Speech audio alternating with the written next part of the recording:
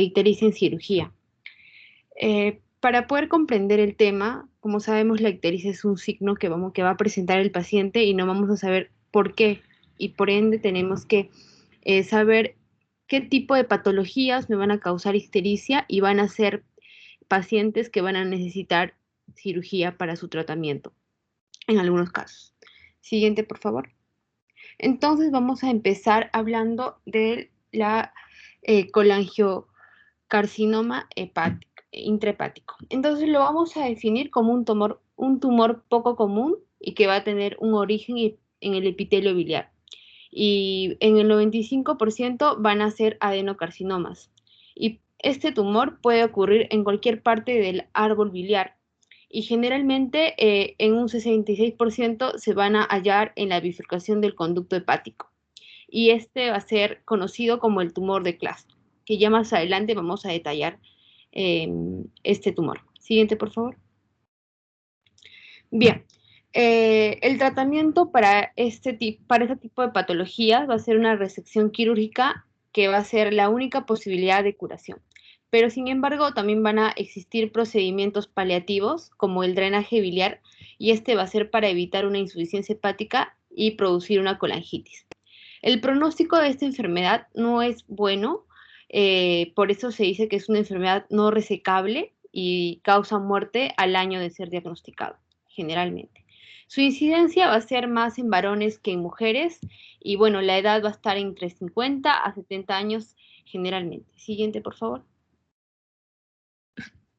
Bien, en cuanto a su etiología, vamos a entender como su etiología también como aquellos factores de riesgo que me van a causar colangiocarcinoma intrahepático, como por ejemplo éstasis biliar, cálculos del conducto biliar e infección, colangitis esclerosante primaria, que vamos a detallar más adelante, quistes del colédoco, colitis ulcerosa, hepatolitiasis, anastomosis bilioentérica e infecciones de las vías biliares con clonorchis o portadores crónicos de tifoidea.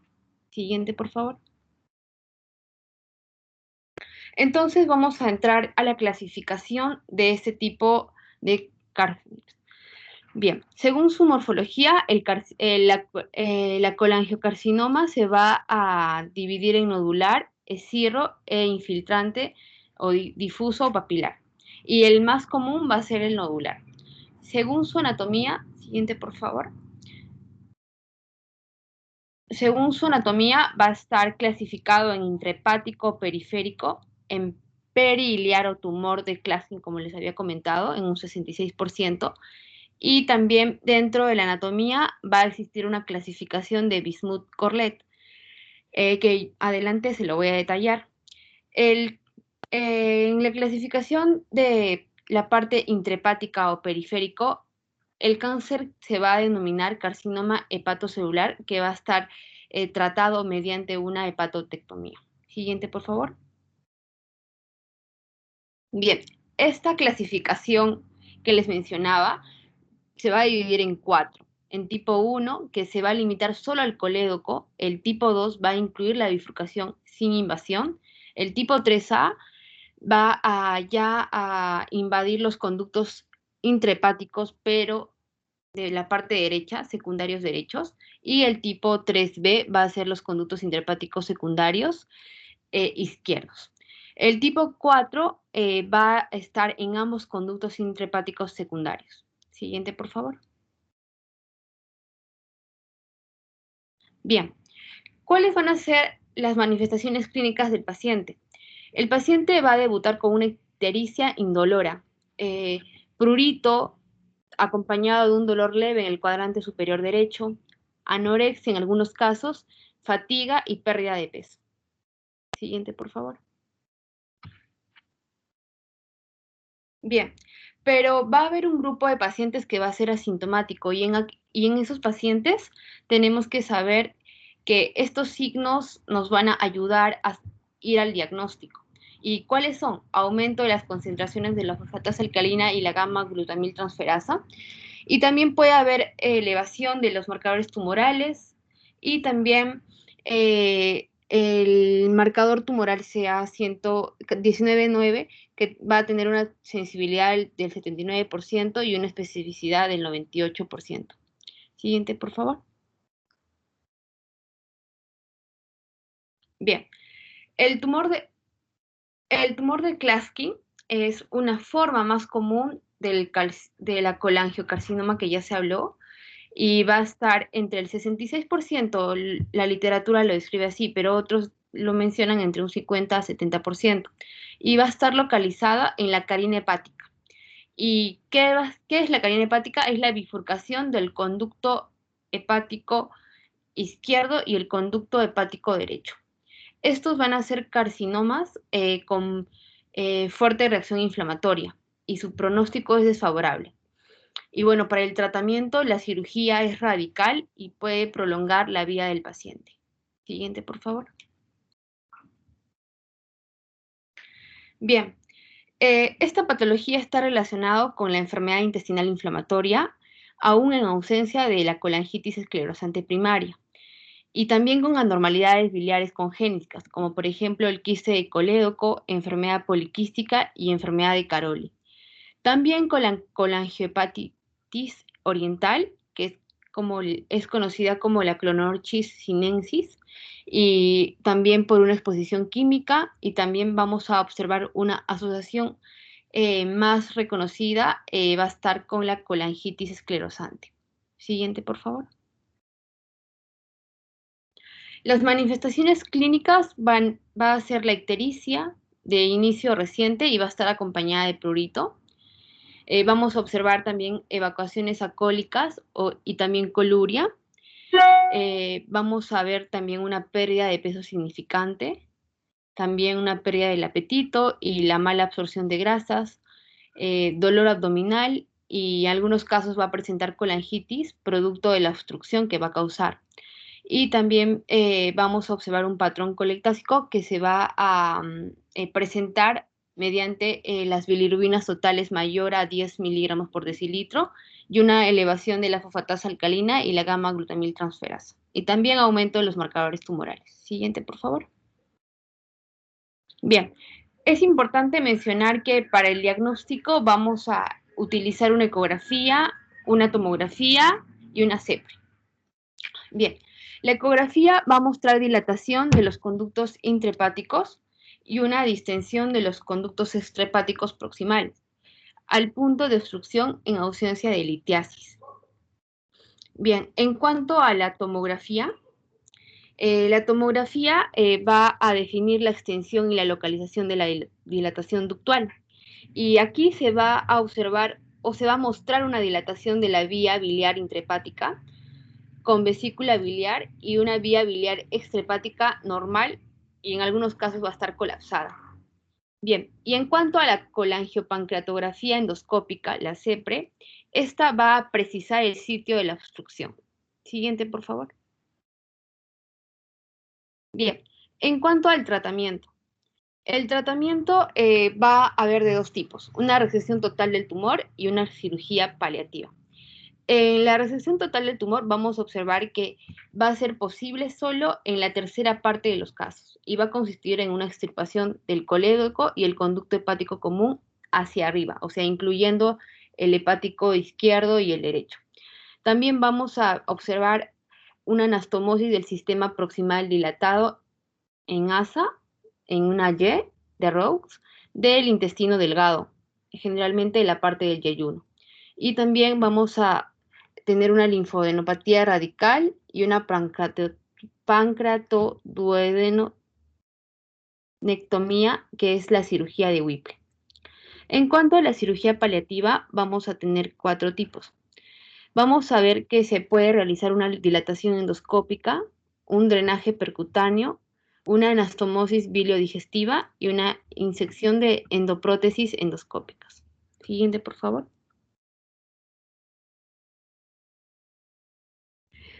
Bien, en cuanto a la colédoco-litiasis, va a estar definida como la ocupación total o parcial del colédoco por cálculos que van a producir una obstrucción del mismo. Estos cálculos se van a formar inicialmente en la vesícula, y bien va a ser más frecuente en mujeres. y el riesgo va a aumentar directamente proporcional con la edad del paciente. Y vamos a observar que también va a haber un patrón genético y vamos a ver que en aquellas pacientes embarazadas o en aquellos pacientes que tienen obesidad o que toman estrógenos o han perdido de peso rápidamente, se va a observar esta patología. Y también en aquellos que tienen cirrosis. Siguiente, por favor.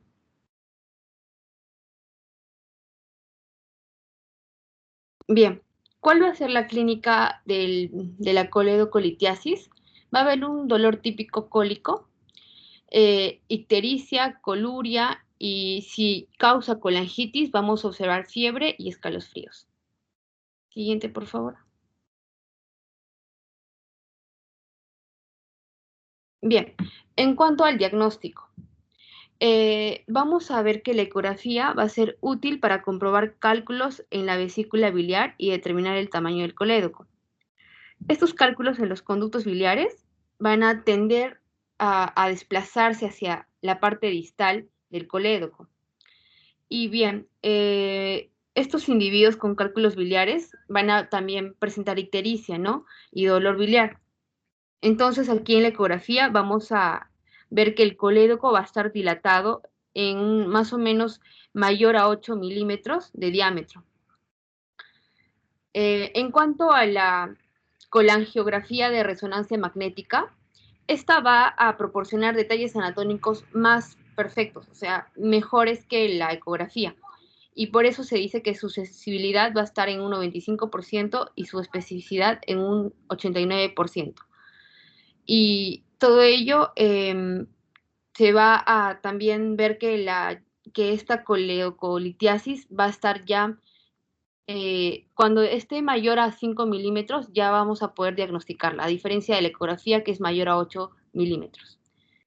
En cuanto a la colangiografía endoscópica retrógrada, vamos a ver que esta va a ser estándar para el diagnóstico y va a proporcionar una opción terapéutica también al momento del diagnóstico. Siguiente, por favor. Bien, en cuanto al tratamiento, si ya estamos observando que hay cálculos biliares sintomáticos y hay una sospecha de cálculos en el colédoco, entonces se va a proceder a realizar una esfinterotomía con eliminación ductual de ellos y una colecistectomía laparoscópica.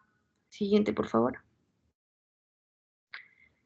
Bien, como estamos viendo y nos podemos dar cuenta, antes de pasar a la colangitis esclerosante primaria, a veces la clínica que estamos presentando en estas patologías es similar. Entonces, para la colangitis, una por favor antes. Entonces, para la coledocolitiasis, tenemos que también tener en cuenta que el diagnóstico diferencial se va a realizar con la colangitis bacteriana crónica, también con una con una neoplasia del tracto biliar y con una colangiopatía producida por la pancreatitis autoinmune. Siguiente, por favor. Bien, ya entrando a hablar sobre la colangitis esclerosante primaria. Bien, esta va a ser una enfermedad colestásica crónica que se va a caracterizar por una inflamación con fibrosis y una obliteración de las vías biliares intrahepáticas y extrahepáticas. Se va a asociar a una colitis ulcerosa en la mayoría de los casos. Y el proceso de colestasis crónica finalmente puede producir una cirrosis biliar. Se va a manifestar en alrededor de los 40 años aproximadamente y va a ser más frecuente en varones y su clínica va a ser generalmente asintomática. Siguiente, por favor. Sin embargo, vamos a presentar pacientes que van a tener síntomas, que los voy a detallar más adelante. Bien, la etiopatogenia va a ser en general, la etiopatogenia va a ser en general desconocida, pero se va a relacionar con algunos factores como los trastornos de la inmunidad, potenciales agentes tóxicos o infecciosos procedentes del intestino, aquellos pacientes que hayan presentado un daño isquémico de los conductos biliares eh, y una alteración de los transportadores hepatobiliares. Siguiente, por favor.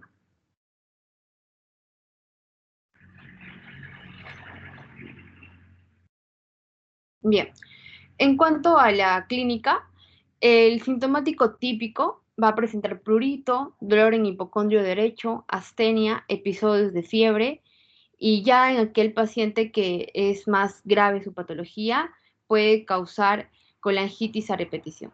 Siguiente, por favor.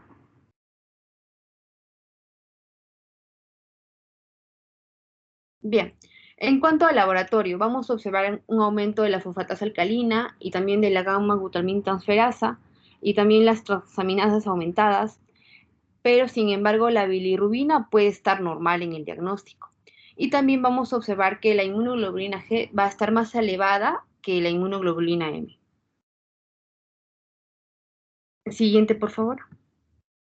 Bien, ya en las pruebas de imagen, en las pruebas diagnósticas, vamos a tener tres: la ecografía, la colangioresonancia magnética y vamos a tener la CEPRE. En cuanto a la ecografía, a menudo se va a observar normal. Sin embargo, como sabemos que la ecografía es operador dependiente, depende de la capacidad del ecografista. Vamos a definir dilataciones parciales de los conductos y también se va a observar un engrosamiento de la pared. En cuanto a la colangioresonancia magnética, va a ser la técnica de elección para el diagnóstico, más no el gol estándar, porque el gol estándar es la CEPRE. Aquí en la resonancia, en la colangioresonancia magnética, vamos a observar estenosis difusas y también zonas dilatadas saculares que van a conferir un aspecto más o menos arrociado, se dice en la literatura. Y bien, aquí la afectación de las vías extrahepáticas va a ser muy rara. O sea, encontrar esta afectación en esta enfermedad es un poco raro. Bien, en cuanto a la colangiografía endoscópica retrógrada, va a estar calificada como el gol estándar para el diagnóstico. Pero sin embargo, si vamos a observar complicaciones graves como la pancreatitis o sepsis en estos pacientes, va a estar mejor la la colangioresonancia magnética para su diagnóstico. Siguiente, por favor. Bien, en cuanto al tratamiento, eh, se dice que los ácidos urso desoxicólico van a mejorar las pruebas hepáticas, pero no van a demostrar mejora en la supervivencia del paciente. Cuando vamos a ver que hay una estenosis biliar única o predominante, debe tratarse mediante dilatación con un balón y prótesis implantada por la CEPRE. Y el trasplante hepático se recomienda en pacientes con cirrosis. Siguiente, por favor. Bien, en cuanto al ampuloma, el ampuloma va a estar definido como un tumor de la ampolla de Vater. Y este tipo de tumores va a ser poco frecuentes y generalmente su causa o su etiología va a ser desconocida. Siguiente, por favor. La clínica del paciente con ampuloma, ahí está mal el título, disculpen, va a ser ictericia, heces acolúricas o heces blancas, pérdida de peso, prurito, y en algunos casos el dolor va a ser sordo en la parte superior izquierda del abdomen. Siguiente, por favor. Bien, con eso estamos finalizando mi exposición. Ahora va a exponer mi compañero Jason y va a hablar ya más detalles sobre los estudios imagenológicos, como por ejemplo la CEPRE va a detallar cuál es el procedimiento y para qué está indicado. Y como adelanto, sabemos que la CEPRE es una técnica que también va a ser utilizada tanto como diagnóstico y tratamiento. Siguiente, por favor. Salud. Buenas, una preguntita. Hola, ¿me escuchan? Sí, doctor. ¿Alguna pregunta sobre el particular? ¿Alguna duda que tengan?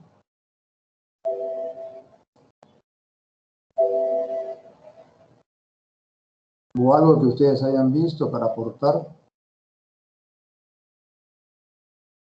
Doctor, tenía una duda. Con respecto a la coledocolitiasis, cuando es una patología crónica, había leído también que la pared de la vesícula se engrosaba Y justo en la colangitis esclerosante primaria también refieren que a nivel de la ecografía vamos a observar un engrosamiento también de pared.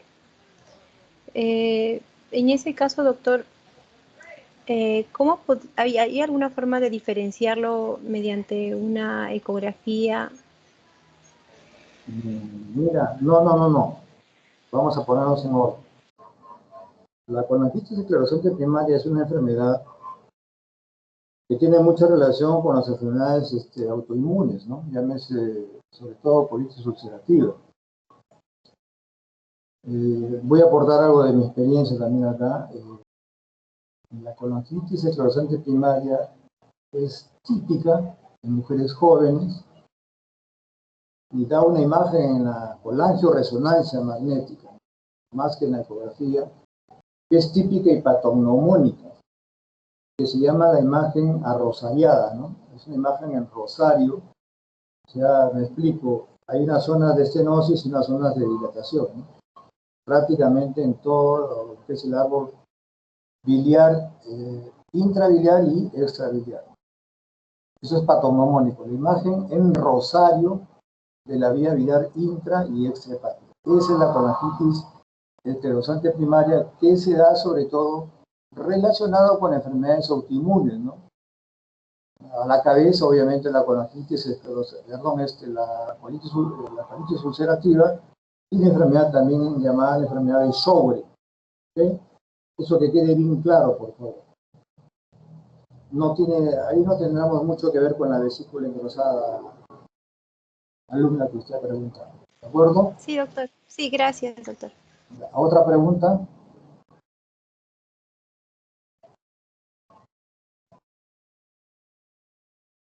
Bueno, si no hay más preguntas, a ver, empezamos con el segundo expositor. Lo escucho.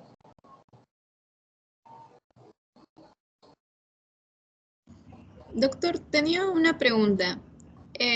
Mencionaron que también en la colangitis esclerosante primaria se podía usar como diagnóstico la CEPRE, pero tenía entendido que CEPRE se usaba más de forma terapéutica. No, ¿Sí podría? no sé si lo van a tocar en la parte final, pero tanto la CEPRE como la colangio transparente hepática son diagnósticas y terapéuticas. El camino final de la colangitis esclerosante primaria es el trasplante hepático. Eso ustedes lo van a poder corroborar cuando van a casa con el doctor Chama, ¿no? También se puede poner los llamados stent, ¿no? El stent es algo momentáneo que solamente dura 6 meses para dilatar la vía biliar en caso de que sea un cáncer inoperable, ¿no? Habló su compañera Carla del tumor de Klansky. Obviamente el tumor de Klansky es una patología que a veces no avisa ya en su estadio final, ¿no?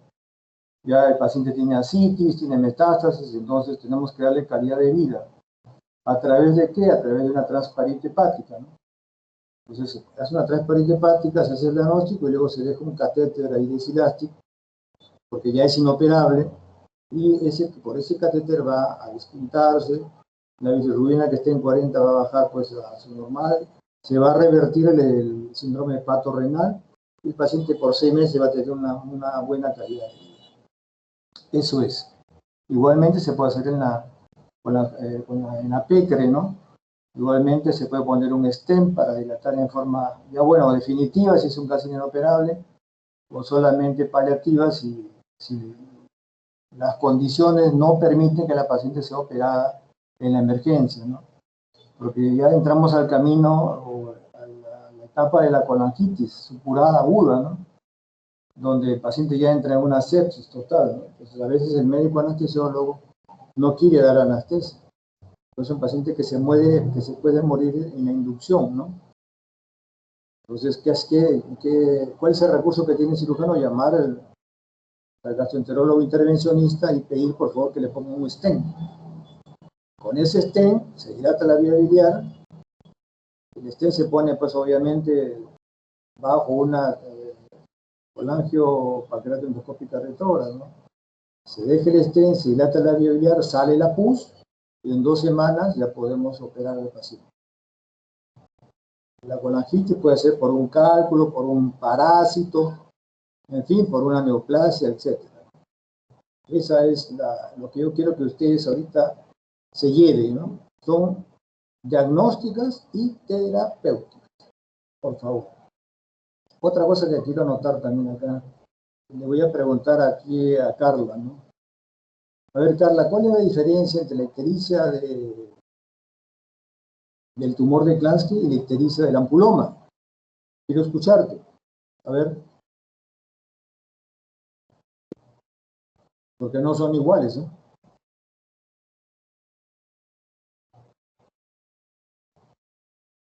Alumna Carla.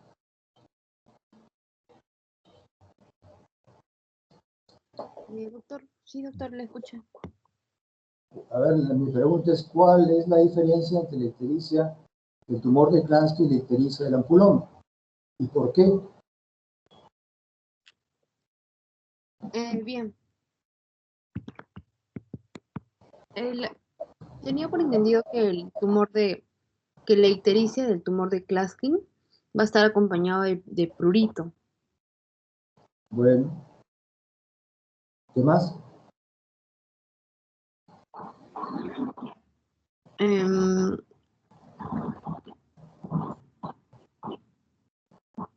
Bueno, acá todos pueden intervenir, ¿eh? No hay ningún problema.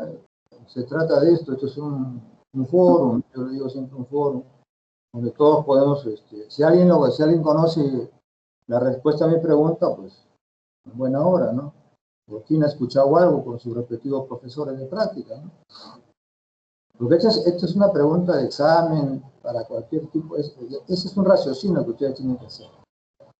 Como ya les he dicho siempre a los alumnos que han pasado, digamos, bajo mi égida, es que ustedes tienen que aprender a pensar lo que es la técnica quirúrgica. A ver, les explico. El tumor de Klatskin es un tumor que está en la carina. Obviamente que va increciendo y puede llegar a bilirrubinas de 40. Y también hace un síndrome de pato renal por acúmulo de bilirrubinatos en el riñón. Nunca baja. Hasta que, bueno, se diagnostica, si se puede sacar, se saca, si no, queda pues una cuestión ya paliativa, ¿no?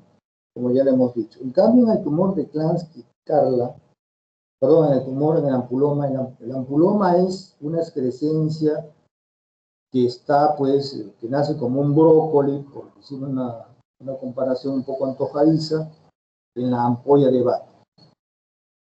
Entonces, esta ampuloma va a dar una ictericia fluctuante. ¿Por qué, Carla?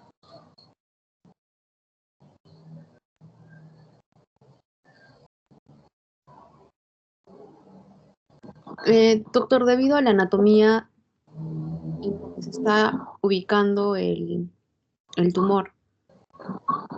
No, mi pregunta es por qué da una ictericia fluctuante. O sea, fluctuante significa que, por ejemplo, el paciente llega a tener, y te lo dice el paciente cuando ya se hace interna, te lo va a decir, doctora, yo tengo, se me ponen mis ojos amarillos, bueno, y puede tener hasta 20 bilirrubinas y después inmediatamente baja, ¿no?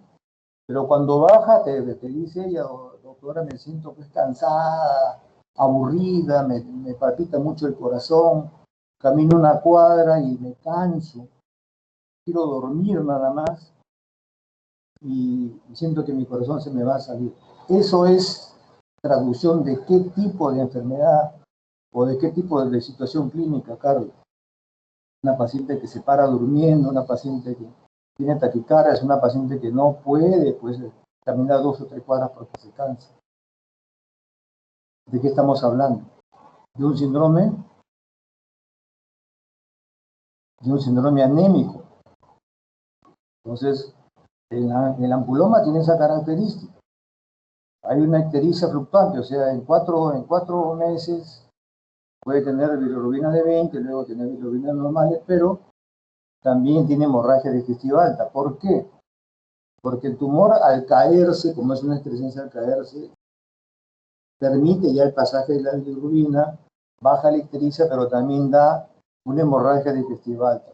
Esa es la característica del ampuloma, por eso que es una ictericia fluctuante, a diferencia del tumor de Klatskin. es una ictericia increyendo, que no puede, nunca va a bajar, jamás. Baja siempre y cuando uno ya le dé la conducta terapéutica. Esto es la inserción a través de la aguja de chiva de un catéter, ¿no? Un catéter de Silastic que está anclado en la parte más dilatada de la vía biliar interna. Esa es la gran diferencia, nunca se olviden, por favor. ¿Alguna otra pregunta? Gracias, doctor. Bueno, acá estamos todos para aprender. ¿Otra pregunta? Doctor, disculpe, había leído de que la coloncia de resonancia, solamente, o sea, la ventaja era que servía era como diagnóstico, pero su desventaja era de que no era terapéutico. No, no es terapéutico, no es terapéutico, efectivamente, es diagnóstica. Pero también, a ver, les digo, ¿no? Existe una patología que yo los invito también, los invito a que ustedes la revisen, que es el carcinoma intraductal pancreático, o sea, en el conducto de Wilson, ¿no? La colangioresonancia, que es lo último que tenemos a la fecha, nos puede hacer un diagnóstico de un tumor de 2 centímetros, donde sea en el árbol, obviamente en el árbol biliar, ¿no? Pero el carcinoma intraductal puede medir 0.7, 0.8. Entonces, la colangioresonancia magnética no nos va a servir, porque se nos va a pasar un carcinoma intraductal. Tienes razón, tiene mucha razón. Es solamente diagnóstica, no es terapéutica. ¿Está bien? ¿Alguna otra pregunta o alguna otra aclaración?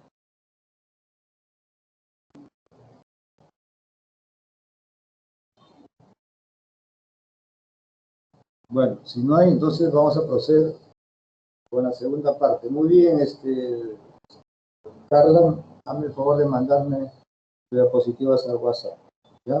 O al correo institucional. ¿Quién viene? Buenas noches, doctor. ¿Tu nombre, hijo? López Ávila Jason. Jason. Sí. ¿Se me escucha bien, doctor? Sí, perfecto. ¿Las diapositivas se observan? Sí, claro que sí. Ya, perfecto. Entonces empezamos.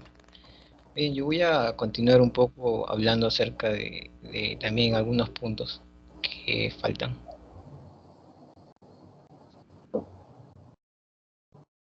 Bien, para empezar, quiero hablarles acerca de las dilataciones congénitas de la vía biliar.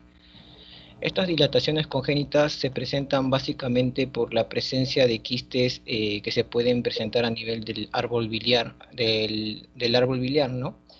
Se dice que estos quistes predominan más en la población asiática y se da frecuentemente en el sexo femenino. En un 60-80% suelen detectarse en la infancia. Estos quistes que se forman en el árbol biliar pueden ser dilataciones únicas o también pueden ser múltiples. Aquí ya vamos a ver en la clasificación de Todani sus características de cada una de estas. Estos también pueden afectar los conductos biliares tanto intrahepáticos como extrahepáticos. Y con respecto a la etiología, aún no se ha determinado exactamente la causa de estos quistes. Sin embargo, diversos artículos que he leído manifiestan que estos probablemente se deben a una alteración en la unión, cerca a la unión del conducto pancreático y el colédoco. Al haber una alteración a este nivel, lo que producen es como una especie de obstrucción y hace que el jugo pancreático pase de su conducto al colédoco. Entonces, al ingresar este jugo al colédoco, que es anormal, entonces produce una lesión de las paredes del colédoco u otros canales, produciendo estas dilataciones, estas debilidades de las paredes y así formándose los quistes. La clínica en estos pacientes suele ser principalmente el dolor abdominal, la ictericia, masa palpable en el cuadrante superior derecho. Hablándoles un poco de la clasificación de Todani, lo que hace es clasificar estos quistes en función a su ubicación. Por ejemplo, en el tipo 1 se dividen en 3 subtipos, A, B y C. El 1A me habla de un quiste de una forma quística. En el tipo B me habla de una forma más localizada. Y en el tipo C me habla de una forma fusiforme. como ustedes ven, y estos se limitan más al conducto colédoco, como ustedes ven aquí. En el tipo 2 de la clasificación de Todani me habla ya de la presentación de un quiste a nivel del colédoco, pero sin embargo este se presenta como un divertículo, o sea, es una dilatación de la pared lateral del colédoco, o sea, un quiste en forma de divertículo. Posteriormente, en el tipo 3 tenemos el caso, por ejemplo, de un quiste, pero ya se da más cerca la unión entre el conducto pancreático y el colédoco, cerca prácticamente a su desembocadura en el duodeno, en la ampolla de Vater. En el tipo 4 vamos a ver un tipo A y un tipo B. En el tipo A me habla de los quistes cuando estos se presentan tanto a nivel intrahepáticos, o sea, ya sea a nivel del conducto hepático derecho o izquierdo, y también a su vez de forma simultánea un quiste en presencia del colédoco, o sea, a nivel extrahepático. Ese es en el tipo A. En el tipo B, cuando hay presencia de dos o más quistes, pero a nivel del conducto colédoco, o sea, extrahepático, netamente extrahepático. Y en el tipo 5 ya me hablan de quiste de dos o más quistes cuando ya se limitan solo a los conductos intrahepáticos. Este es con respecto a la clasificación de Todani. Estos quistes tienen ciertas repercusiones, van a tener ciertas complicaciones que le va a traer al paciente, pueden producir la formación de cálculos biliares, pueden producir en algunos casos estenosis biliares, estas estenosis me pueden traer como consecuencia una estasis de la bilis, por lo tanto me va a traer una colangitis. También se ha determinado que estos quistes también predisponen a la formación de colangiocarcinomas. Y a su vez, ya saben, con sus procesos a largo plazo me puede producir una cirrosis biliar secundaria o una ruptura del quiste propiamente dicho. El tratamiento de estos quistes básicamente se da a través de la resección de estos quistes y la restauración del flujo bilioentérico a través de, por ejemplo, la hepatoyuyenostomía en Ide-Rose. Acá les presento la clasificación que les he mencionado, por si lo quieren leer posteriormente. Y esto es con respecto a la hepatoyuyenostomía en Ide-Rose. O sea, tratan de unir tanto los conductos biliares al yeyuno, como ven aquí, y a su vez también conectan parte del duodeno hacia el yeyuno y forma una Y. Esta es la hepatoyuyenostomía en Ide-Rose con la finalidad de, primero, extraer el quiste y segundo, al restablecer el flujo bilioentérico a través de esta cirugía.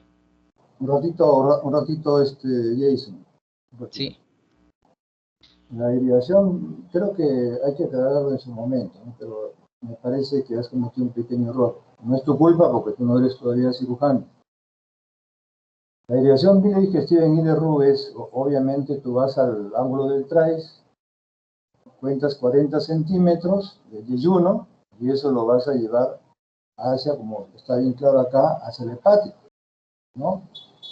Pero ahí se hace una anastomosis terminolateral. Sí, doctor.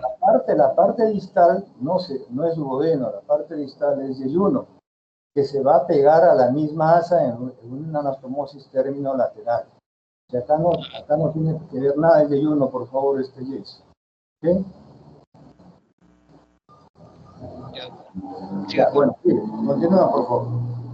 Sí, ahora hablarles un poco de las lesiones iatrogénicas de la vía biliar. Las lesiones iatrogénicas se dan básicamente, por ejemplo, por lesiones del árbol biliar intacto, o sea, lesiones en el árbol biliar intacto de un paciente, cuando se somete a ciertos procedimientos y por error se lesionan estos. Por ejemplo, normalmente cuando uno de los procedimientos es la colecistitis, ¿no? O sea, los cálculos a nivel de la vesícula biliar, y generalmente su tratamiento en estos es extraer esta.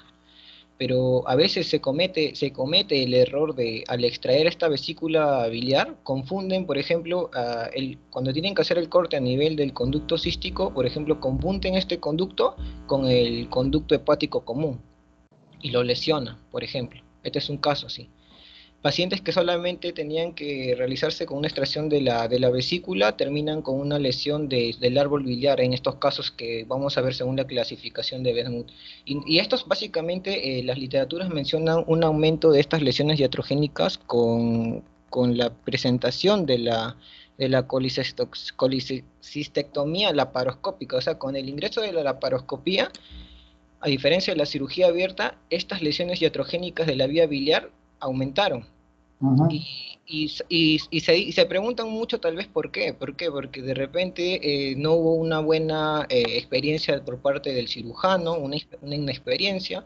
Otras veces se deben, por ejemplo, a variantes anatómicas de las vías biliares, como ven aquí. Estas son unas variantes anatómicas con respecto a la vesícula biliar. También es algo que también los médicos cirujanos que tratan estas patologías tienen que tenerlo en cuenta.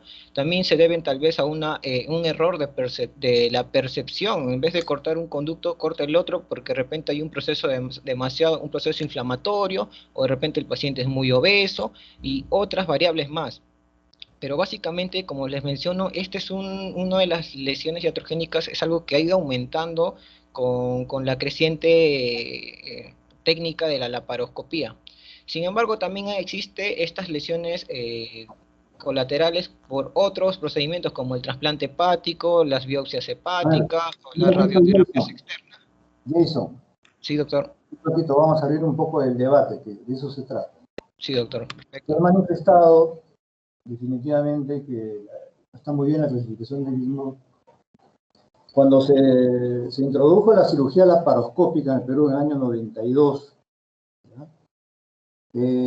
Bueno, se empezó, los cirujanos, bueno, el que habla ya tiene, bueno, ya cierta experiencia, y tuvo la opción de hacer la cirugía abierta, ¿no? Entonces, como todo ser humano, uno tiene que acoplarse pues a la modernidad, ¿no? Definitivamente, eso ya es algo ecléctico, ¿no?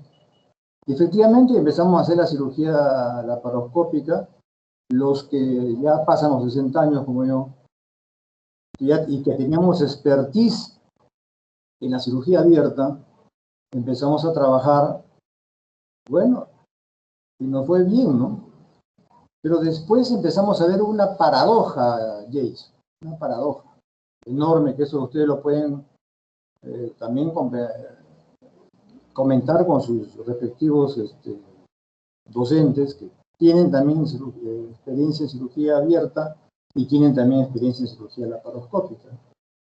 No como las personas que no tienen mucha experiencia en la cirugía abierta, ¿no? Pero sí en la cirugía laparoscópica. Entonces, ¿qué pasó? Paradójicamente empezaron a aumentar las lesiones, ¿no? Se supone que uno ya aprende, aplica más el conocimiento de las variantes anatómicas, como bien has dicho tú, tanto de la arteria como del conducto cístico. Y a esto se sobreagrega el síndrome de Miritz, ¿no? No sé si lo vas a tocar más adelante, ¿no? Pero todos estos condicionantes hicieron pues que en lugar de mejorar la curva de experticia o de expertise, como yo le digo, en lugar de empezaron a haber más iatrogenia, ¿no? Pero no era iatrogenia de nosotros, sino iatrogenia que nosotros habíamos formado cirujanos que obviamente se fueron a provincia, ¿no? Porque acá no tenían sitio. Entonces, esa generación de cirujanos con poca experiencia en la parte abierta fueron los que fueron incrementando, como bien dices tú, esa es la respuesta a tu paradoja, a las lesiones en la vía biliar por la laparoscopia. ¿Estamos de acuerdo, Jason? ¿Te parece bien esta acotación? Sí, doctor. ¿Ya? Bueno, a ver, continúa, hijo. Sí, doctor. Entonces, como menciona un paciente viene, le mencionan la laparoscopía como una técnica innovadora, menos dolorosa, menos complicaciones, pero entonces un paciente se imagina eso, ¿no? Salir ileso, con la menor complicación posible. Pero como se dan en estos casos, el paciente más que un beneficio trajo un perjuicio porque se le dañó el árbol biliar que normalmente él lo tenía intacto. Y al lesionar estas secciones, entonces ocurren ciertas evoluciones en estos pacientes. Se puede formar una estenosis y a la larga eso condiciona, está asociado a una mayor morbilidad en el paciente y una mortalidad elevada, porque al estenosarse, ustedes saben que hay una éstasis del bilis, por lo tanto hay una mayor formación de litiasis, a la larga puede haber colangitis, Después, a largo plazo también se pueden formar una hipertensión portal, lo cual lo va a llevar a una cirrosis biliar secundaria y posteriormente a la muerte. O sea, una serie de complicaciones que se dio simplemente por una cirugía que tal vez pudo evitarse con una gran experiencia, ¿no? A base de práctica. Claro. Entonces, eso es con respecto a las lesiones iatrogénicas de la vía biliar que hay que tener en cuenta. Eso es la reflexión para todos, Jason, y para todos ustedes, de que esta innovación no está exenta pues, de complicaciones, y son complicaciones muy serias, ¿no?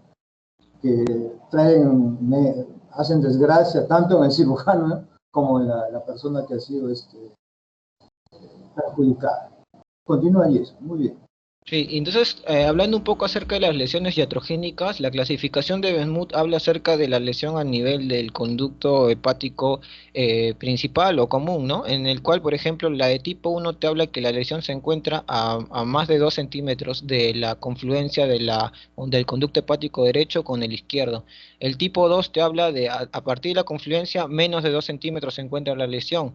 El de tipo 3 te habla que es una lesión cerca a la confluencia, pero no compromete la confluencia. La confluencia está intacta, pero hay una lesión cerca a ese nivel. El 4 ya es una lesión que ya compromete la confluencia como tal, y el tipo 5 ya es una lesión que se da ya a partir del conducto hepático común, y además también se lesiona, en algunos casos, algunos pacientes tienen ciertas variantes anatómicas, como en el caso de aquí hay la presencia de un conducto hepático derecho aberrante, en ese caso también se lesiona, entonces aquí estaríamos hablando de un tipo 5. El tratamiento en estos casos podría ser el drenaje con stents y también podría ser con la cirugía, la hepatoyunestomía con anastomosis en I de Rose término lateral. Para restablecer el flujo biliar, ¿no? O sea, como ven, es una complicación que marca al paciente, más que nada, porque las complicaciones que trae solamente por una lesión, como mencioné, es abismal, ¿no? O sea, es sorprendente. Jason, nosotros le decimos, alumnos, le decimos esto es un cáncer blanco, que lo puede matar a los 30 años, o lo puede matar a los 50 años. ¿Por qué? Me explico. Si nosotros vemos la media de los pacientes, por lo menos en el hospital Loaiza que operamos, hombres y mujeres, el rango es entre 20 y 50 años, ¿no? Imagínense una lesión, la reparación posterior, eso puede durar 30 años, a los 30 años siempre se va a estrechar. ¿Por qué? Porque son epitelios diferentes. El epitelio de la vía biliar es completamente diferente al epitelio en este caso del yeyuno, ¿no? Eso, digamos, hay que tenerlo siempre presente. No es que ya le hice la operación, no. Eso a la larga se va a estrechar. Si ustedes me permiten, no sé, tienen tiempo, yo les puedo mostrar una derivación biliodigestiva de un caso que tuvimos, eso queda ya a criterio de ustedes. Si ustedes lo permiten, al acabar la exposición, podemos enriquecer esta disertación con algo personal, ¿no?, que yo he tenido que resolver. No sé, lo dejo a criterio de ustedes o programamos en otro momento. Pero primero acaba Jess. Ya, perfecto, doctor. Perfecto.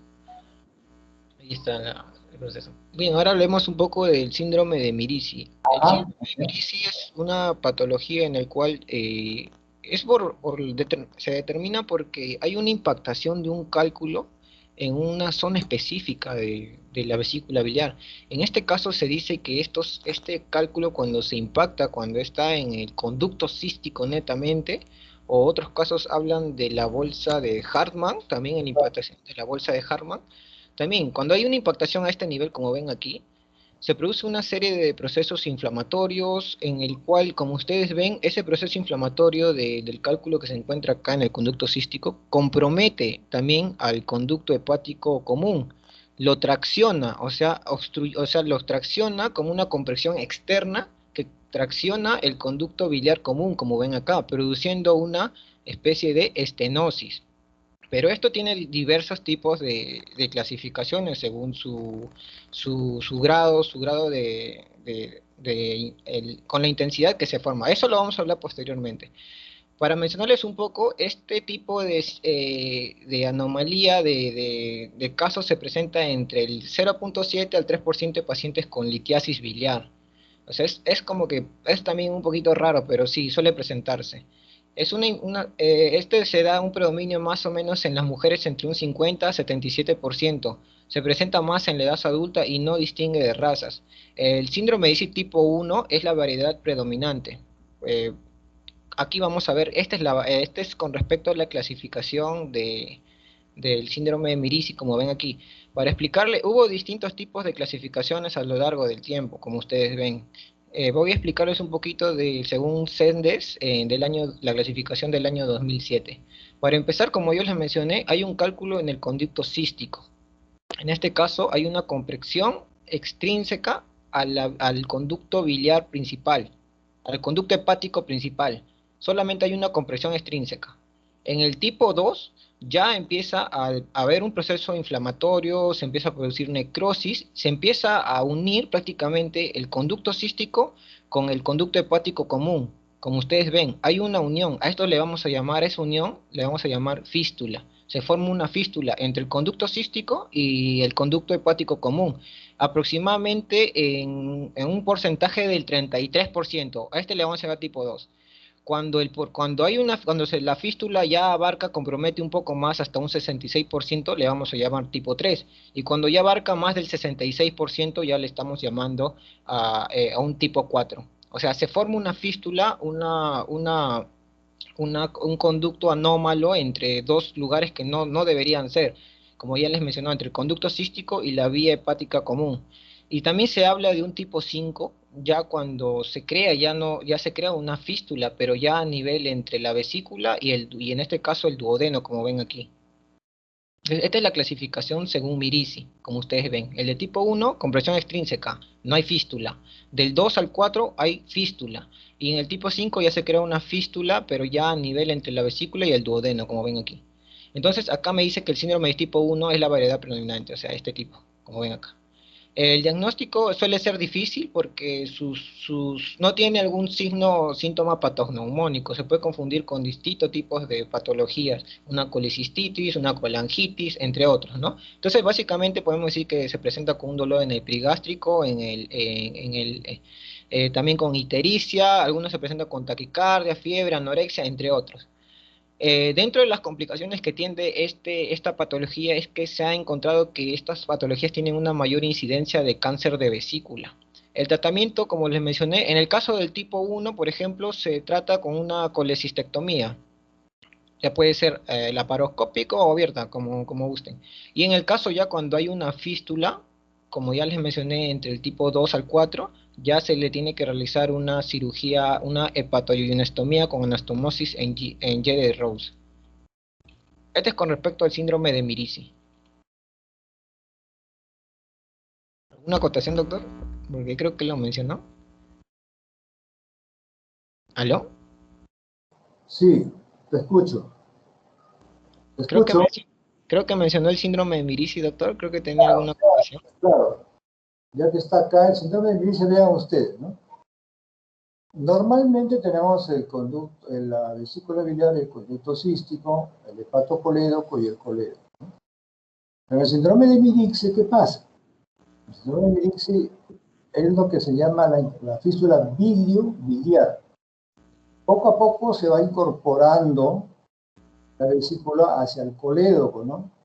Entonces, ante esta eventualidad anatómica, entonces el cirujano que tiene poca experiencia confunde el colédoco con el cístico, porque anatómicamente nosotros sabemos que la vesícula tiene su conducto cístico, pero acá ya no existe.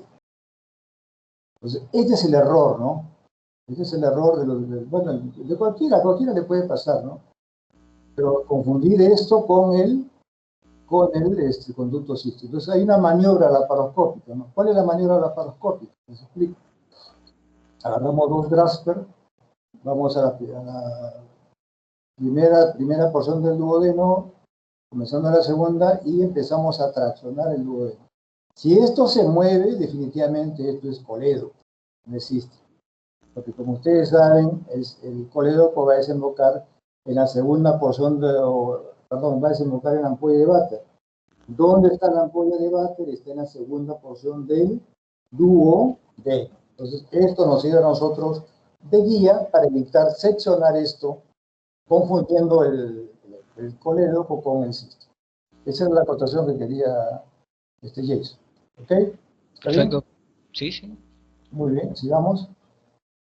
Pasemos a las imágenes que me van a permitir el diagnóstico de las diversas patologías que se ha visto hasta el momento. Algo que quiero comentarles es que dentro de los métodos va a haber tipos no invasivos y tipos invasivos. No invasivos porque no tienen complicaciones a diferencia de los invasivos. Por ejemplo, tenemos aquí la ecografía, tenemos la tomografía y la colangioresonancia, que son estudios por imágenes que no son invasivos. Luego en los invasivos tenemos a la colangiopancreatografía retrógrada endoscópica y también tenemos la colangiografía transparente hepática y la ecoendoscopía, que son invasivos porque también suelen tener complicaciones cuando se realizan este tipo de procedimientos. Ahora, iniciando con la ecografía hepatobiliar-pancreática, sus ventajas de esta es que primero es una herramienta de bajo costo, está ampliamente disponible en los diferentes centros. Segundo, que no emite radiación. Y esto también permite diferenciar una lesión obstructiva de una lesión hepatocelular. Otra cosa más que lo mencioné, como dije, es no invasiva. Sin embargo, también tiene sus desventajas. Su desventaja está en la dificultad de localizar, por ejemplo, el nivel de la obstrucción. Tiene dificultad para determinar la causa de la obstrucción. Además, su otra desventaja es que este es operador dependiente y existen ciertos factores extrínsecos que también alteran el estudio de este tipo de imágenes, como se da en los pacientes obesos o en los gases intestinales que se presentan fisiológicamente, ¿no? También tiene otra desventaja de que puede presentar falsos negativos dependiendo por ejemplo, una dilatación de un conducto hasta determinado punto. También suelen dar falsos negativos. Esta herramienta va a tener una sensibilidad del 75 al 85% y una especificidad del 71 al 96%. Este estudio, por las ventajas que he mencionado, va a ser el estudio de elección de primera línea, el primero que vamos a utilizar. Por ejemplo, esta ecografía, en el caso de, por ejemplo, alteraciones, patologías en la vesícula, me puede ayudar a determinar el engrosamiento de la pared de la vesícula, la dilatación de la vesícula, la presencia de cálculos en la vesícula, la presencia de colecciones de líquidos alrededor de la vesícula. Me puede también determinar si hay una dilatación de un conducto biliar o la estenosis de estos. Estos toman ciertos parámetros, ciertas medidas, por lo cual nosotros podemos determinar estos parámetros. Acá tenemos un ejemplo, por ejemplo, tenemos la vesícula aquí, tenemos el fondo, el cuerpo, el infundíbulo y acá presenta el cuello y el conducto cístico. En este caso, por ejemplo, tenemos un lito biliar, por ejemplo, que se muestra en un aspecto hiperecoico, y como si se han dado cuenta en la parte posterior, ven una especie de una sombra. A esto se le llama sombra acústica, lo cual nos determina que este es un lito biliar. Acá también presentamos una vesícula biliar, como ustedes ven. En este caso vemos una zona ecogénica, lo cual nos va a determinar que, por ejemplo, acá hay la presencia de barro biliar. Acá, por ejemplo, también podemos ver la vesícula en diferentes posiciones. Por ejemplo, es un corte transversal de la vesícula y este es un corte longitudinal.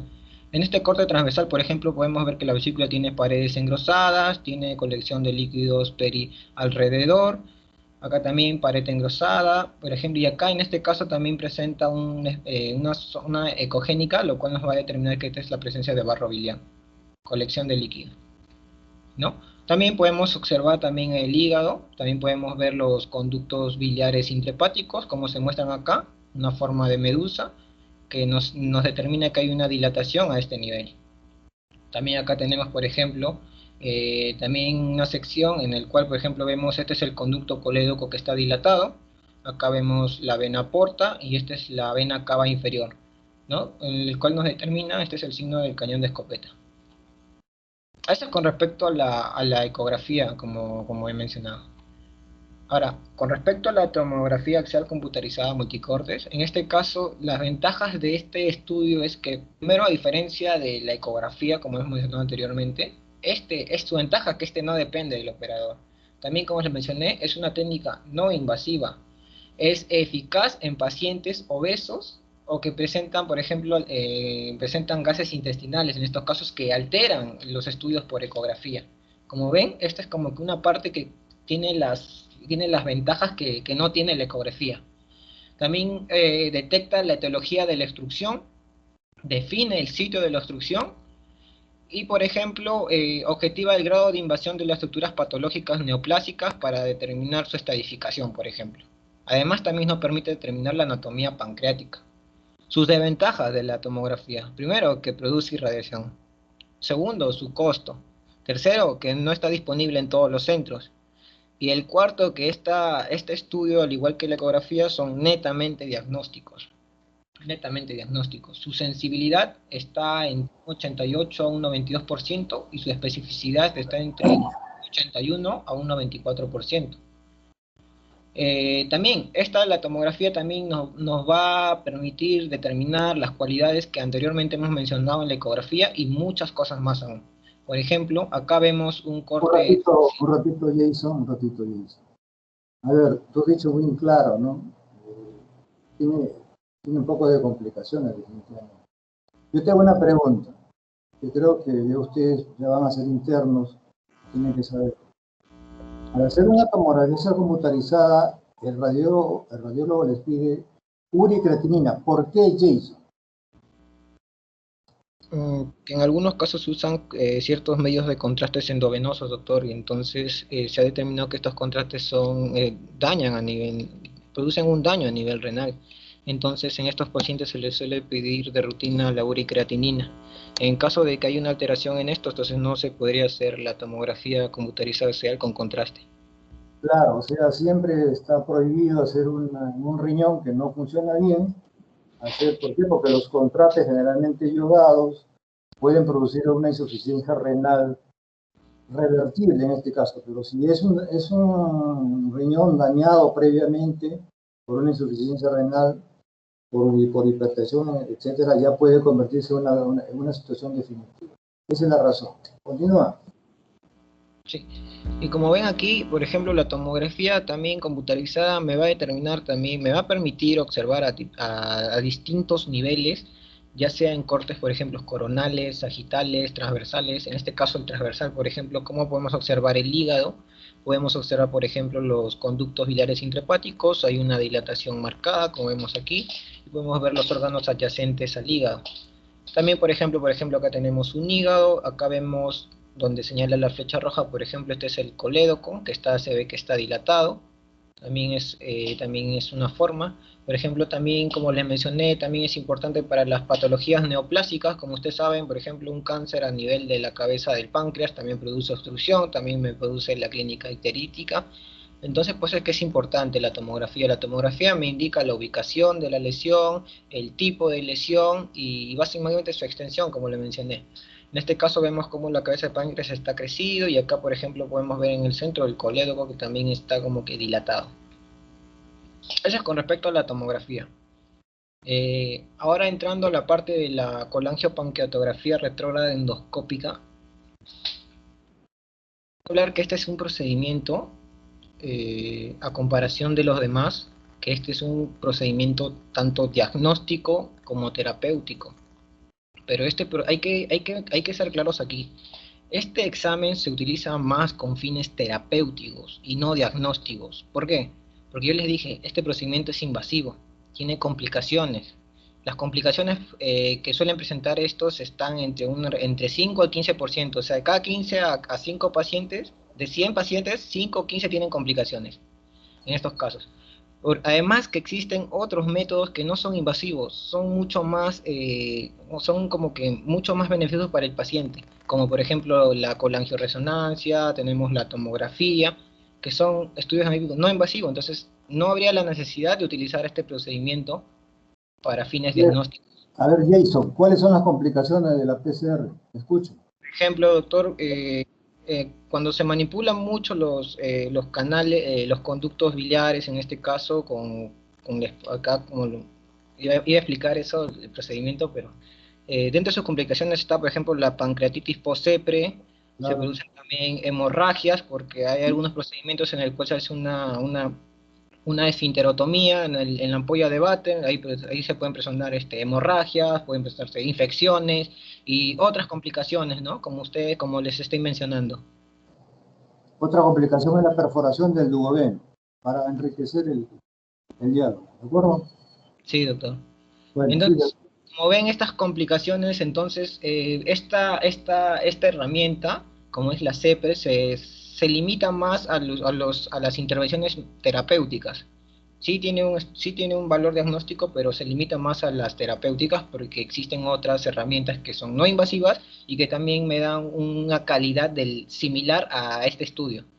En este caso se usa un endoscopio, se introduce a través de la cavidad bucal, pasa por el esófago, estómago, llega a lo que es la primera porción del duodeno y se ubica prácticamente el endoscopio, se centra a nivel de la segunda porción del duodeno y se ubica las dos en punto, en el cual se introduce una guía a través de la ampolla de váter. Y aquí hay que tener también mucha experticia porque esa guía también va a determinar si se introduce, ya sea si queremos introducirnos ya sea al conducto pancreático de Wilson o al colédoco, porque a veces esta es la parte también un poco complicado también, ¿no? Para dónde derivar la guía. Como ven, acá hay dos derivaciones. Y nuestro objetivo en este caso, por ejemplo, si hay un cálculo a nivel del colédoco, es irnos hacia el colédoco. Entonces se introduce una guía, por ejemplo, luego se introduce el catéter, como ven aquí, y este catéter lo que hace es expulsa el contraste. Y el contraste al expulsar se va diseminando por todo el árbol biliar y a través de un fluoroscopio en tiempo real se puede observar el contraste que está dibujando todo el árbol biliar como vemos a continuación. Miren, como ven, este es el endoscopio, ya se ha posicionado en la segunda porción del duodeno, se introdujo el catéter del endoscopio, el endoscopio empezó a instilar el contraste, como ven aquí, el contraste se ha diseminado a través del colédoco, a través del cístico, llegó a la vesícula, llegó al conducto hepático común, al conducto hepático derecho, izquierdo-derecho, y a través del fluoroscopio me determina esta imagen. Y yo puedo observar aquí toda la estructura del árbol biliar y puedo saber, por ejemplo, si hay alguna obstrucción o una estenosis u otra patología. En este caso, por ejemplo, este es un caso normal, como ven, lo está dibujando. En este caso ya es un proceso patológico. Como ven acá, a nivel del conducto cístico ya no se ve la continuidad como se debería ver. Entonces acá me está diciendo el estudio que hay presencia de litos que están alterando esta visibilidad del conducto cístico y de la vesícula como tal. Por eso es que este es un estudio, hasta el momento es netamente diagnóstico, porque estamos dibujando, estamos viendo si hay alguna alteración en el árbol biliar. Posteriormente, su tratamiento terapéutico, por ejemplo, si tenemos un lito en el condédoco, se introduce la guía infla un balón, y el balón lo que hace es traccionar hacia atrás, jalando el lito hacia la luz del duodeno, y a través de esto expulsarlo. Hay que mencionar que si el lito es muy grande, entonces tiene que hacerse una esfinterotomía, porque si no el lito no va a salir. Y posteriormente el lito se evacúa a través del duodeno, como ven aquí. Este es un tipo de catéter balón para extraer, pero existen otro tipo de formas, ¿no? Como la canastilla, otro tipo de canastillas. Bien, no me acuerdo ahorita. No me acuerdo ahorita. Pero también otro de sus procesos, por ejemplo, si hay una estenosis acá, por ejemplo... A ver, un ratito, Jason. Eso se llama la canastilla de Dormia. Ajá, de dormia, doctor. Es cuando el cálculo, por ejemplo, no se puede extraer con el catéter balón, entonces se utiliza la canastilla de dormia para extraerlo, tiene como que una especie, es más eficaz para extraer la canastilla de dormia. Además, también, por ejemplo, si se presenta una estenosis, imagínense, por ejemplo, en el colédoco, se pueden también introducir stents. Stents son unas especies de conductos que hacen que dilatan los conductos para que vuelva a ser permeable. Hay diferentes tipos de stent, hay plásticos, A ver, un ratito, metálicos. Jason. El stent es una prótesis, ¿ya? El stent es una prótesis, ¿de acuerdo? Sí, doctor. Ya, entonces, para que, digamos, ustedes ya tengan el contexto de lo que estamos conversando. Es una prótesis, ¿de acuerdo? Es el stent parecido al que se usa también en las arterias coronarias. Es una prótesis, que quede claro, Yes. Sí, Sí. Yes. Y bien, como ven aquí, este es un estudio que tiene una sensibilidad del 96% y como ven es un estudio altamente eficaz tanto para el diagnóstico y a su vez también se aprovecha con sus fines terapéuticos como ya les mencioné, ¿no? A través, por ejemplo, de sus catéteres que tiene y la introducción de los stents, como ven aquí. Esto ya lo mencioné, esto también. Ahora hablemos un poco de la colangiografía transparieto-hepática. En este caso, tiene similar parecido a la CEPRE, que hemos mencionado anteriormente. Sin embargo, la diferencia está que aquí ingresan con una aguja fina a través a nivel del hígado, se introduce esta aguja fina a través del hígado y se localiza a nivel de un conducto, un conducto hepático, no, un conducto intrahepático, y a través de él se introduce la guía, se introduce y posteriormente se introduce el catéter. El catéter, como ven acá, ya se ha introducido y también este va a instilar también contraste. Al instilar contraste, como el anterior procedimiento que les mencioné, dibuja también todo el árbol biliar. Dibuja todo el árbol biliar y a través del fluoroscopio visualizas esto que están viendo ustedes, ya el árbol biliar dibujado.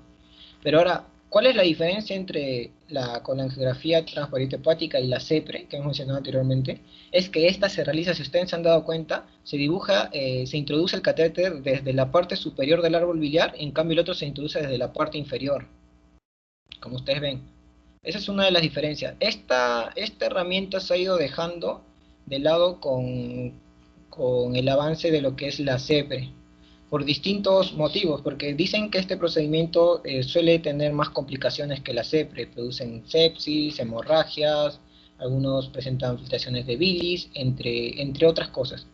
También se utiliza en algunos casos, por ejemplo, cuando se quiere estudiar más el árbol biliar a nivel proximal. Si queremos hacerlo a nivel distal, lo más ideal sería la CEPRE, pero si queremos estudiar el árbol biliar a nivel proximal, entonces sería ideal utilizar esta herramienta, la colangiografía transparieto hepática. Básicamente son parecidos, pero la diferencia está en eso, ¿no? Uno se abarca desde la parte superior del árbol biliar y el otro en la parte inferior. También este estudio es diagnóstico, como ustedes ven, porque dibuja todo el árbol biliar, te puede determinar si hay la presencia de una obstrucción u otra alteración, y también tiene fines terapéuticos. En este caso también se puede introducir los stents, se pueden introducir también, se pueden retirar los cálculos, entre otros. Ahora hablando un poco de la colangiopancreatografía por resonancia magnética, este va a ser el estudio diagnóstico gold estándar prácticamente. Tiene una sensibilidad del 97 al 99% y una especificidad del 95 al 99%. Este estudio prácticamente es una de las mejores técnicas diagnósticas no invasivas que te dibuja prácticamente todo el árbol biliar. No emite radiación, no necesita sedación como en la CEPRE, ofrece imágenes de todo el árbol, tanto de la parte superior como la parte inferior, o sea, tiene como que el estudio diagnóstico de la CEPRE y de la colangiopancreatografía transparieto hepática. O sea, combina los dos, pero en uno solo, o sea, a través de la colangiopancreatografía por resonancia. También te permite ver esto en 3D, puedes verlo en los diferentes planos, ya sean coronal, sagital, transversal, entre otros. Tiene una buena resolución espacial, es mucho más sensible para la detección de hitos de la vía biliar y te demuestra con exactitud la localización, la extensión y la severidad de la obstrucción. Las desventajas de este estudio. Requiere mucha cooperación del paciente. Segundo, está contraindicado en pacientes que tienen cuerpos extraños como los marcapasos o algunas prótesis. Segundo, tercero, es muy costosa. Cuarto, su disponibilidad está demasiado limitada, no se presenta en todos los centros. Quinto, tiene menor resolución de los conductos intrahepáticos periféricos, eso también tiene Esa es también una desventaja.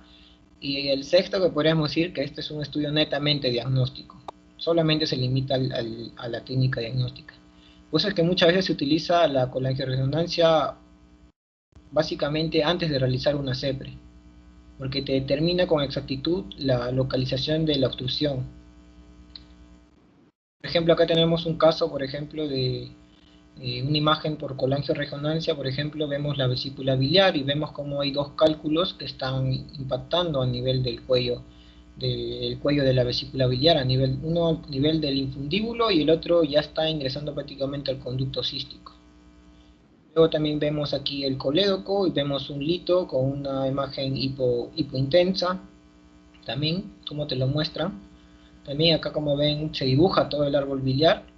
Acá vemos el colédoco y acá vemos un lito cerca de su desembocadura en la ampolla de Vater.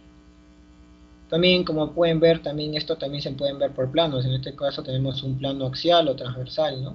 Vemos la presencia de la vesícula biliar y vemos acá también un lito a nivel del conducto colédoco.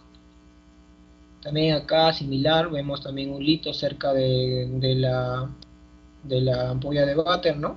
En el tercio distal del colédoco. Y acá es un resumen prácticamente de los diferentes tipos de estudios por imágenes que hemos visto, ¿no? Básicamente eso es todo, doctor. Muchas gracias. Bueno, muy bien, Jason. ¿Alguna pregunta sobre el particular? ¿Alguna acotación, algún aporte?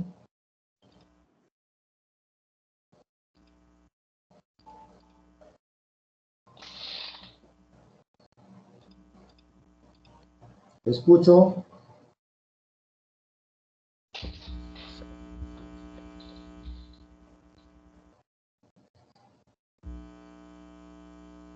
Bueno, como ustedes pueden apreciar, pues ha sido un seminario bastante completo, ¿no? Yo los felicito realmente a Carla y a Jason, porque es un seminario bastante difícil, porque el universo de la ictericia es muy grande, ¿no? Esto solamente es un tercio de las múltiples causas que hay de ictericia en la parte de la técnica quirúrgica, ¿no? Como yo siempre le digo a los alumnos, trato de adaptar el conocimiento que tengo al pregrado, ¿no? Porque yo también enseño al posgrado, ¿no? Ya ese es otro tema que ustedes mismos ya lo entenderán si algún día llegan al Hospital Loaiza como residente de cirugía. Estoy muy contento con este seminario, estoy realmente complacido, veo que esta es una promoción excelente, extraordinaria, y todos los alumnos que me han tocado son muy buenos. Los felicito realmente. Los felicito porque yo también soy de la Villarreal, yo soy de la 9ª promoción de Villarreal. Me siento orgullo de escucharlos a ustedes, ¿no? A pesar de las circunstancias tan duras que estamos pasando todos, y como ustedes entenderán, en el Loaiza pues recibimos alumnos de San Martín, de Cayetano, de San Marcos, de la Científica del Sur, etcétera, pero veo que esta promoción es para sacarse el sombrero. Los felicito realmente. Estoy muy orgulloso de ustedes. Me gusta enseñar, veo que también tengo, digamos, respuesta a mis inquietudes como docente. Bueno, queda el compromiso, ¿no? Ya me ganó la hora, realmente tengo, bueno, cosas familiares que atender también, como ustedes comprenderán. Yo no salgo de mi casa, pero tengo cosas que atender. Me voy a poner de acuerdo con Carla para ver si mañana, si se puede, de acuerdo a su horario, en la tarde, a partir de las 7 de la noche, poder darles, enseñarles cómo se hace una derivación biliodigestiva. De repente también lo van a hacer en técnica quirúrgica, pero esto es para enriquecer y complementar este seminario. Ya me pongo de acuerdo con Carla y ella le va a comunicar, pero tiene que ser después de las 7 de la noche, mañana sábado. ¿Ok? Muy bien. ¿Alguna otra pregunta? Si no, para dar por finalizado este seminario muy bueno. No se olviden de mandarme a mi WhatsApp o al correo institucional sus diapositivas, por favor. Ha quedado claro esto. Me siento complacido de las diferencias que hay entre el tumor de Klansky y el ampuloma. Me siento complacido pues, de lo que es la parte diagnóstica y terapéutica de la colangioendoscópica retrógrada y la transparítica. Me voy muy contento realmente y veo pues, que me siento muy feliz. Bueno, ¿alguna pregunta sobre particular? Una para concluir ya.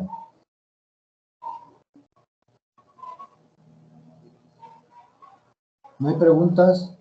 ¿No hay ninguna otra aportación? Muy bien. Estoy orgulloso de ustedes, alumnos. Buenas noches. Hasta luego. Buenas noches, Gracias, doctor. doctor. Buenas noches, doctor. Gracias, doctor. Buenas noches, doctor. Gracias, doctor.